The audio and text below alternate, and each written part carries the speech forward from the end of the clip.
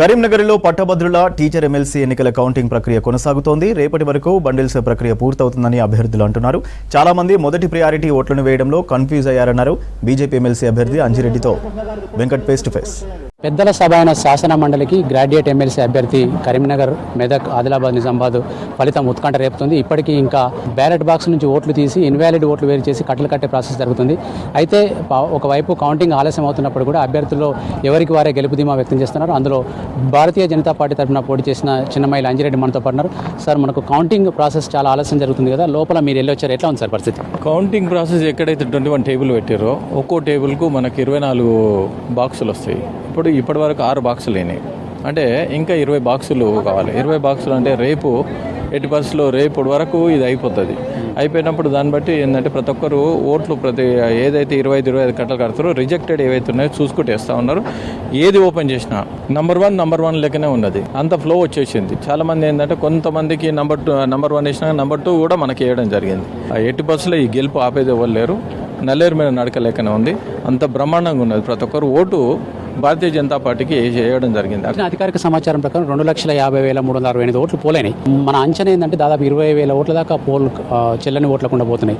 అంటే 1,25,000 ఓట్లు first priority వస్తే తప్ప విన్నింగ్ ఉండదు. ఇప్పుడు మీరు ట్రెండ్ చూస్తుంటే 1,25,000 ఓట్లు మీరు కానీ ఇంకెవరికైనా సాధించే అవకాశం ఉందా? మ్యాక్సిమం ఈ ఫ్లో చూస్తే మేమైతే 100% సాధిస్తామని మాకు దృఢ నిశ్చయంతో ఉన్నాం. అంత ఫ్లో ఉంది. ఆ ఫ్లోని ఎవరు తట్టలేరు. తుఫాన్ వస్తే ఎవరు ఆపలేరు కదా, అంత తుఫాన్ వచ్చింది. ఆ తుఫాన్తోనే ప్రతి ఒక్కరు వేసారు. మోదీ గారి చరిష్మా చూసి ఏదైతే బడ్జెట్లో 12 లక్షలు ఇన్కమ్ ట్యాక్స్ వేరు పెట్టారు, ఎంప్లాయీస్కు 12,75,000, ఒక్కొక్కరికి 1,00,000 నుంచి 1,50,000 దాకా బెనిఫిట్ అయింది.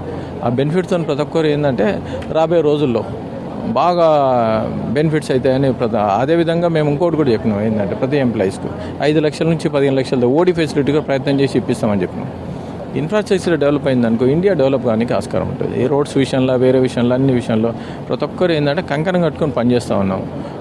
అన్నిటికన్నా ముఖ్యం ఏంటంటే అవినీతిని దూరం చేస్తే రాష్ట్రం బాగుపడుతుంది, దేశం బాగుపడుతుంది. పట్టభద్రులకు మేము ఎంతో చేశామని చెప్పి కాంగ్రెస్ పార్టీ చెప్తా ఉంది. నేను ఉద్యోగాలు ఇచ్చినాం, మేము అధికారంలోకి వచ్చిన కొద్ది రోజులకి 56,000 ఉద్యోగాలు ఇచ్చినాం, కాబట్టి మాకే విజయం అని చెప్పి వాళ్ళు చెప్తున్నారు. ఇంకొక అభ్యర్థి బీసీ నినాదంతో వచ్చిన కాబట్టి నాకు ఓట్లు పడతాయని ఆయన చెప్తున్నారు. మీ వాదనలలో ఎవరికి వాళ్ళు కన్విన్సింగ్ ఉన్నప్పుడు కూడా గ్రాడ్యుయేట్ల మూడు ఎట్లా ఉందనుకుంటున్నారు? గ్రాడ్యుయేట్ల మూడు ఆల్రెడీ అర్థమైంది. మేము చేసి చూపించినాం. ఒక కులానికి ఒక మతానికి చేయలేము. ఇన్కమ్ ట్యాక్స్ వేవర్స్ ఉన్నది. మరి ఓన్లీ ఒక కులానికి మతాన్ని చేసినామా?